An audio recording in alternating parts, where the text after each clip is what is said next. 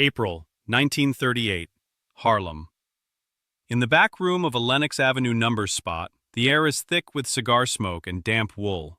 A single bulb hangs low, turning every face into something half-finished.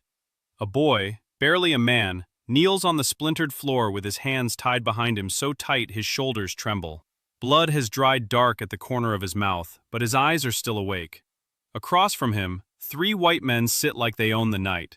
Their coats are too clean for this block. Their shoes don't carry Harlem dust. One of them keeps rolling a silver ring around his finger, watching it flash in the light the way a predator watches a throat. The boy's name is Theodore Johnson, Bumpy Johnson's sister's son. Family. Not the kind of family Harlem forgets. The ringed man leans forward. His voice is quiet, controlled, almost polite. He says he's got friends downtown. He says he's got friends in robes. He says Harlem's been allowed to breathe too long. And then he says the part meant to stick. 72 hours. 72 hours, and the boy's uncle will be taught what happens when Negro kings start believing they're real kings. Theodore tries to spit. His mouth is too dry. The spit comes out as a string of pink. He lifts his head anyway, because he's Johnson blood and he can't stop himself. The ringed man smiles at that, like it's exactly what he wanted to see.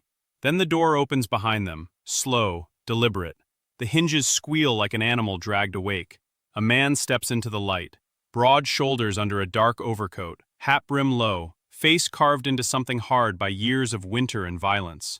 The room changes the moment he enters, the way it does when a storm decides to come indoors. Ellsworth Bumpy Johnson doesn't speak at first. He just looks at his nephew on the floor.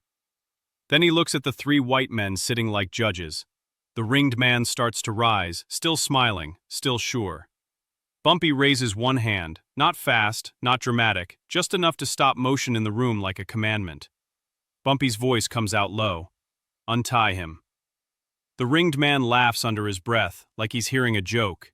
He shakes his head once, just slightly, as if regretting how stupid Harlem people can be. Then he says, calm as a man ordering coffee, "You got 72 hours, Johnson. After that, your blood's gonna look different on these floors." Bumpy doesn't blink. He takes a step closer until the light finds the bumps along his skull, the old injury that gave him his name. His eyes stay on the ring, on the finger, on the confidence. "What's your name?" Bumpy asks. The ringed man's smile tightens. Names don't matter. Bumpy nods like he accepts that. Then he reaches inside his coat. For a moment, every muscle in the room locks. The white men lean back, hands drifting toward their belts. Theodore's breathing goes thin and scared. But Bumpy doesn't pull a gun. He pulls out a folded handkerchief, clean, pressed. He kneels with it, slow, like he's got all the time in the world. He dabs the blood at Theodore's lip the way a father might, the way an uncle does when he knows he has to be both mercy and wrath. Then Bumpy stands again. He looks at the 3 men. "You came up here wearing your sickness," he says, "so you don't get to walk out healthy." Nobody in that room understands yet what he means. Not the boy. Not the numbers men holding the walls. Not even the 3 visitors who thought a threat was the same thing as power. Outside, Harlem keeps moving. Jazz leaking through basement vents. Couples in coats press shoulder to shoulder against the cold. Men selling newspapers like their voices can keep the city fed. Nobody on Lenox knows that the next 72 hours are about to carve a scar into the neighborhood that won't fade for decades. And when those 3 men are finally found, days later, wandering like broken dolls through an alley in the Bronx, barefoot, eyes wide and empty, mouths still trying to scream without sound, Harlem will have its answer. But it starts earlier. It starts before the threat, before the rope around Theodore's wrists, before the 3 white men made the mistake of bringing that kind of hatred into a city that already knew violence too well. It starts with a boy named Ellsworth, born in South Carolina soil that never forgave him for existing. A boy with a knot on his head from childhood, an injury that hardened and stayed, like the world's first signature on him. A boy who learned early that respect wasn't given, it was taken, and sometimes the only language a man had left was the one that left bruises. By the time Ellsworth Johnson hit Harlem, the neighborhood was a kingdom built on hustle. Money moved in whispers, power moved in looks. The white world down south wore chains openly. Up here, it wore suits and contracts and police badges, but it was still the same chain, just polished. Harlem in the 30s didn't sleep clean. It sweated. It drank.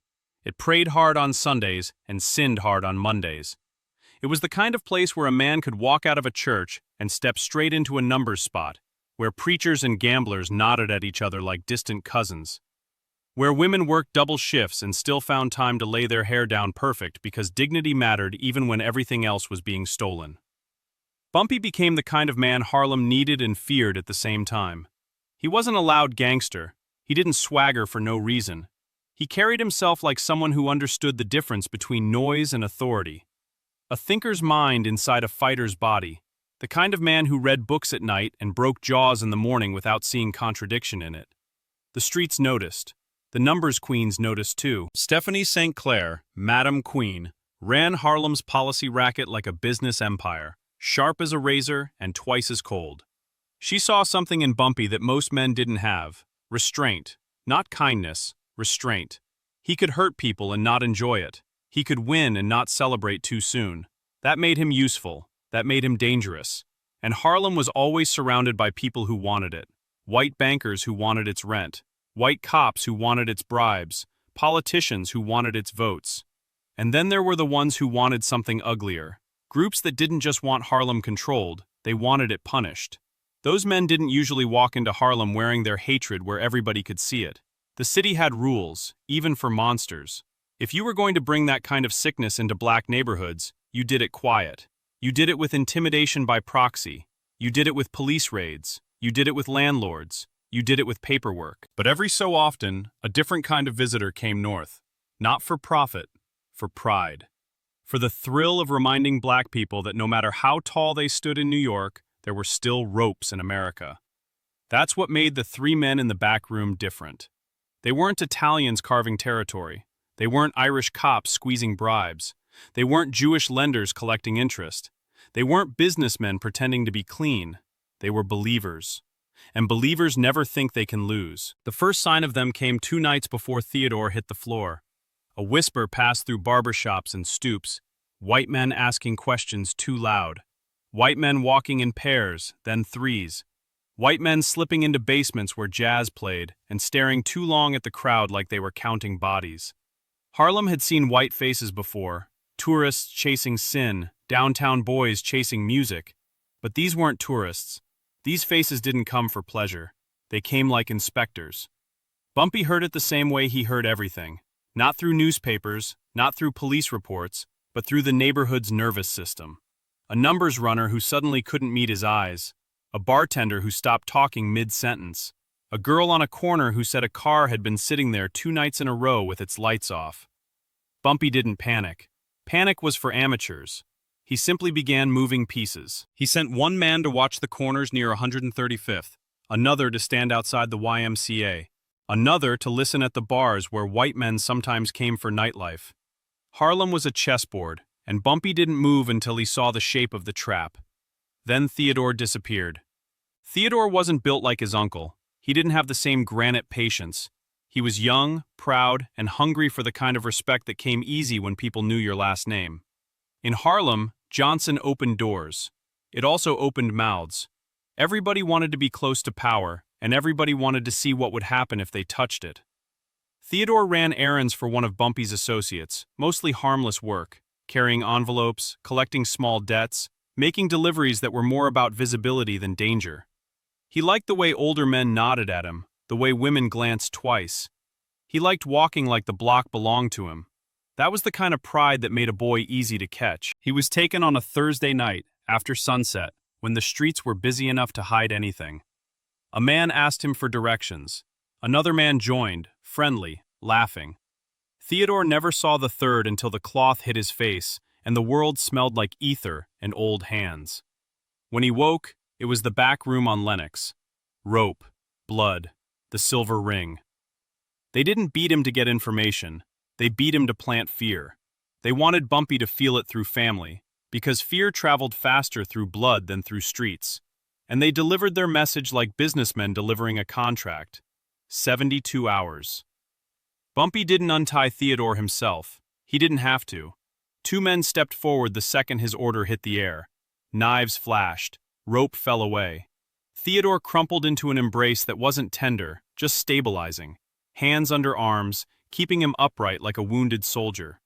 The three men watched, still seated, still smiling. They expected Bumpy to negotiate. They expected him to rage. They expected him to reach for a gun and give them an excuse. They had come prepared for violence, the simple kind, the kind that ended with bodies and headlines and police doing what police always did to Harlem. Bumpy gave them something else. He leaned in close enough that the ringed man could smell his breath, coffee, tobacco, something iron beneath it. "You don't get 72 hours, Bumpy said. "You get tonight." The ringed man's eyes narrowed, amused but uneasy now, the way a man gets when the dog he thought was chained walks closer. Then Bumpy stepped back and opened the door. He let the night spill in. He looked at his own men and said nothing more.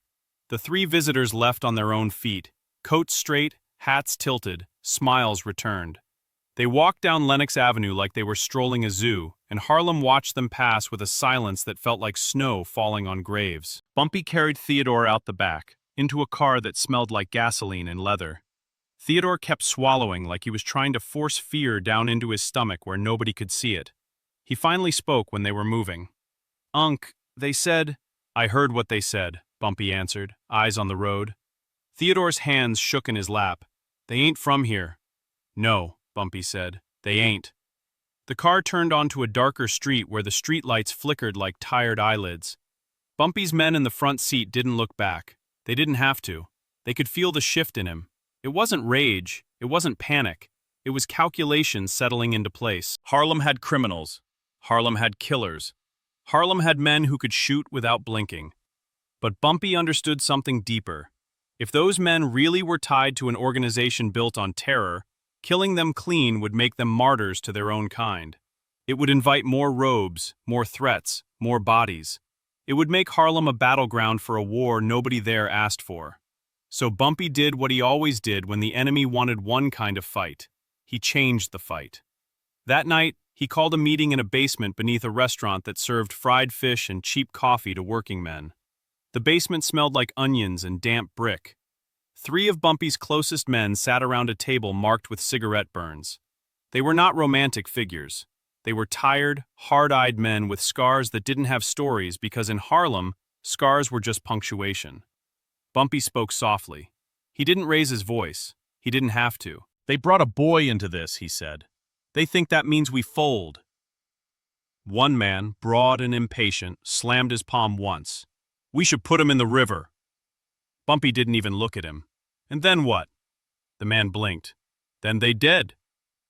Bumpy's eyes finally lifted. "Then they got friends. Friends who like uniforms. Friends who like fire. Friends who don't care who they hit as long as it burns." Silence held the room.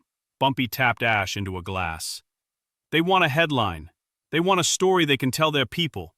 3 brave men went into Harlem and got gunned down by savages. That's what they want." Another man leaned in. "So what you want, Bump?"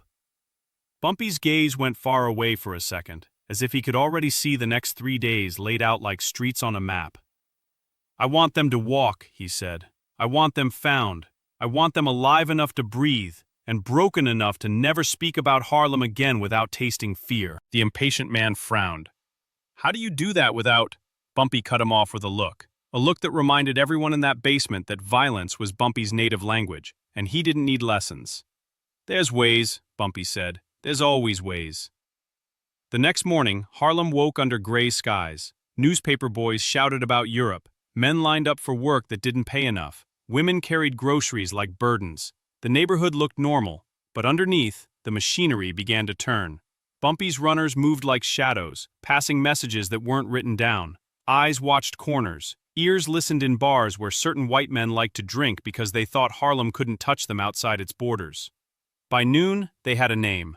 Not a real name, not a birth certificate name, a name the street recognized. The ringed man was called Caldwell. He ran with a small crew that drifted between downtown clubs and outer borough meeting halls. A man who liked power more than money. The kind of man who joined organizations not for belief, but for what belief could purchase. Protection, access, fear in other people's eyes. They weren't official in the way newspapers would later claim. They weren't marching in robes on Fifth Avenue. New York didn't tolerate that kind of theater openly. But the city always had back rooms, and in those back rooms, hatred wore suits. Caldwell's crew had a pattern. They'd been harassing black-owned businesses near the edges of Harlem, 145th, 116th, the places where the neighborhood bled into other territory and police lines got blurry. Broken windows, anonymous threats, a beating in an alley that nobody reported because reporting meant more trouble. Then they escalated. They took Theodore. And now, after they left that Lenox Avenue room alive, they believed Bumpy was cornered. Caldwell spent that second night in a downtown bar near the West Side docks, a place that smelled like salt, whiskey, and old fights. He drank slow, talked low, laughed like a man whose future was guaranteed. His partners, two men named Earl and Whitcomb, kept checking the door like they knew Harlem didn't forgive debts. Caldwell told them not to worry. "Johnson's smart," he said. "Smart men don't start wars they can't win." What Caldwell didn't understand was that Bumpy Johnson didn't see it as a war. He saw it as surgery. That same night, a different kind of man slipped into Caldwell's world. Not a bruiser, not a gunman. A quiet figure with clean hands and a calm face, the kind of man who could pass in any room if he kept his eyes down. He approached Caldwell like a stranger who wanted to do business. He said he had information about a shipment. He said he knew where money was moving, where the police wouldn't look. He said he heard Caldwell liked opportunities. Caldwell listened, because pride makes men believe the universe sends them gifts. The stranger offered a location. Not Harlem. Somewhere safer. Somewhere outside the neighborhood, where Caldwell could feel like he was in control. A warehouse in the Bronx, empty at night, private, convenient. Caldwell's partners hesitated. Caldwell smiled. "We're not scared of no Bronx," he said. They agreed to meet the next evening. That was hour 24. Theodore stayed hidden in a small apartment above a beauty shop, watched by two men who didn't smile. His wrists were bruised purple. His cheekbone had swollen. But the worst injury wasn't visible. It was the knowledge that someone had put hands on him and lived. In Harlem, survival without consequence was an insult. Theodore kept asking what Bumpy planned to do. Nobody answered. They didn't need to. The city itself answered with its silence. No rumors, no bragging, no loud threats. Just quiet. Quiet was the sound of something being arranged. Hour 48 came with rain, the kind that turned sidewalks slick and made streetlights look like melted gold. Caldwell and his two men drove up to the Bronx warehouse in a dark sedan, tires hissing on wet pavement. The neighborhood was industrial, mostly empty after dark. A few men on corners, faces indistinct under hats, pretending not to watch. Caldwell didn't like the stillness. He told himself it was nothing. He adjusted his coat and touched the ring, the little habit that reminded him who he was. Inside the warehouse, the air was cold and smelled like rotting wood. The stranger was there, sitting on a crate like he belonged. A small lamp burned nearby, throwing a weak circle of light. Caldwell stepped forward. "So where's the money?" he asked.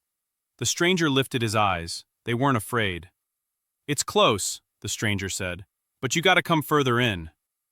Whitcomb muttered, "This feels wrong." Caldwell snapped, "Shut up!" They walked deeper. The light behind them faded.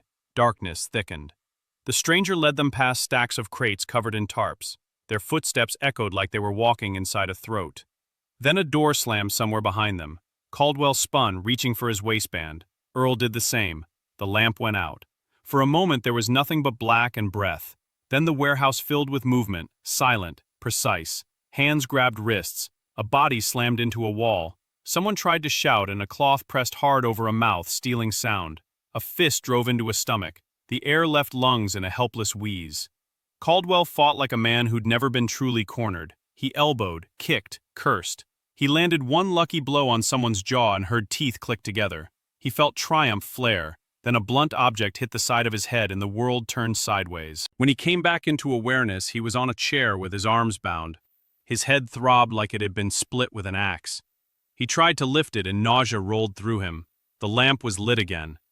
Bumpy Johnson sat across from him, calm as a man waiting for a late train. His coat was dry despite the rain. His hat sat perfect on his head. His eyes held no excitement, just focus. Earl and Whitcomb were tied too, faces bruised, breathing hard. One of them had wet himself. The smell of fear filled the warehouse sharper than any whiskey. Caldwell forced a smile through his swelling lip. "So this is what Harlem does," he rasped. Bumpy leaned forward slightly. "No," he said. "This is what happens when you forget where you're standing." Caldwell laughed, a thin, ugly sound. "You gonna kill us? You think that fixes anything?" Bumpy looked at him the way a man looks at a broken tool. "You still think this about fixing?" he said. He stood and walked slowly behind Caldwell. Caldwell tried to twist his head to follow him, but the ropes held him straight. Bumpy's voice came close to Caldwell's ear. "You wanted 72 hours, he said. Now you got 'em." Caldwell's throat tightened. "What the hell that mean?" Bumpy didn't answer directly. He stepped around into view again. He lifted Caldwell's hand, the one with the ring, and studied it like an object. "You wear that like it makes you untouchable," Bumpy said softly.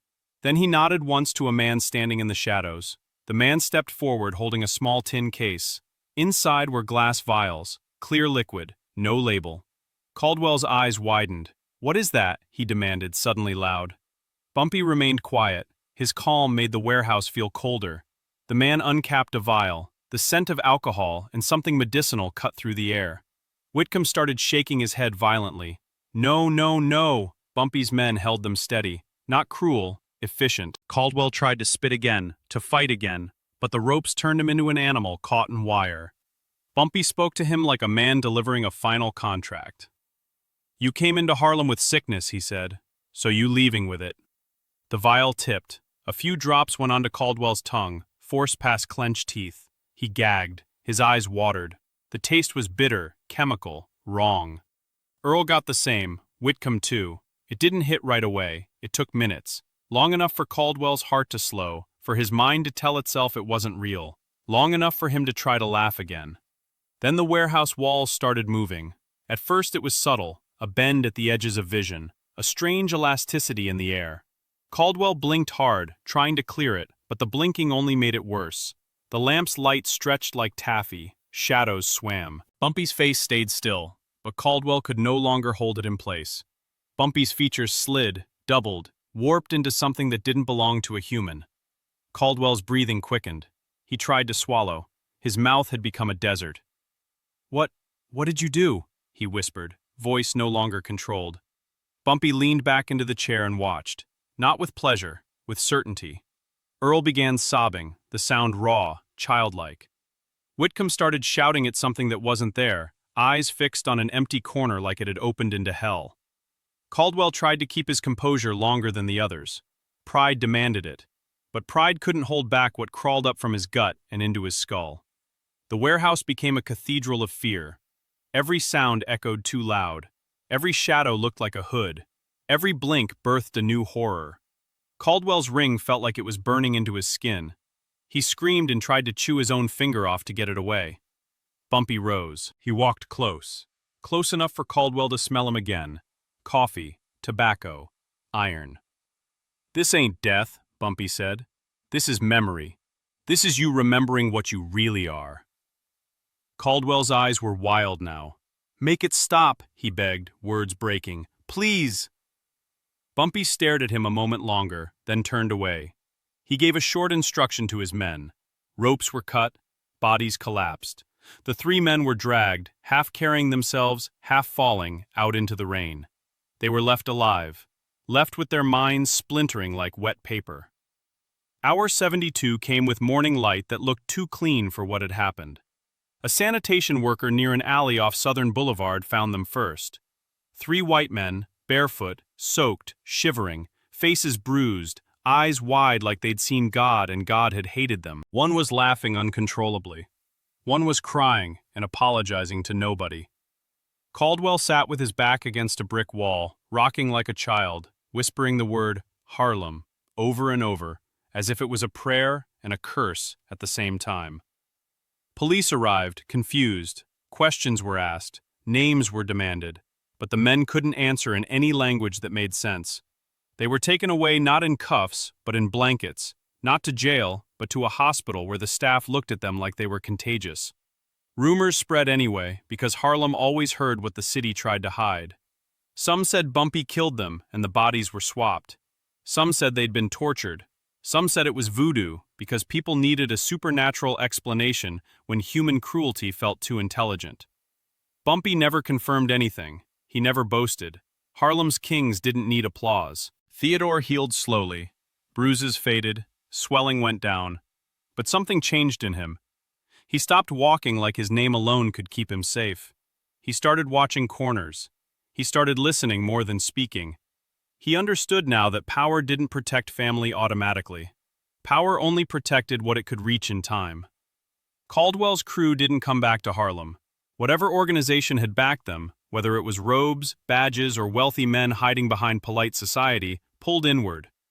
New York had enough darkness without inviting the kind that brought torches. But the real consequence wasn't what happened to Caldwell. It was what Harlem learned about Bumpy in those 72 hours. Bumpy Johnson wasn't just a man with connections. He wasn't just muscle for a numbers queen or a broker between crime and politics. He was a strategist who understood that terror had rules, and if you broke those rules, you had to be answered in a language you couldn't translate. The story traveled in whispers for years, told behind barbershop chairs, told in back rooms where envelopes changed hands, told in apartments where mothers warned sons not to confuse protection with invincibility. In that story, Bumpy didn't look like a hero. Heroes were clean, and Harlem had never been clean. In that story, Bumpy looked like what the city actually made, something carved out of pressure, built for survival, dressed in a coat and a hat so it could walk among men. And somewhere in a hospital ward far from Lenox Avenue, Caldwell would wake some nights screaming, convinced the warehouse was closing in again, convinced shadows were forming into hoods, convinced the word Harlem was crawling up the walls toward his throat. Harlem kept moving. It always did. Music still rose from basements. Numbers still got played. Police still circled like sharks. New enemies always arrived wearing different faces. But after that week, certain men stopped making trips uptown just to remind black people of their place. Because they'd learned there were worse fates than dying in Harlem.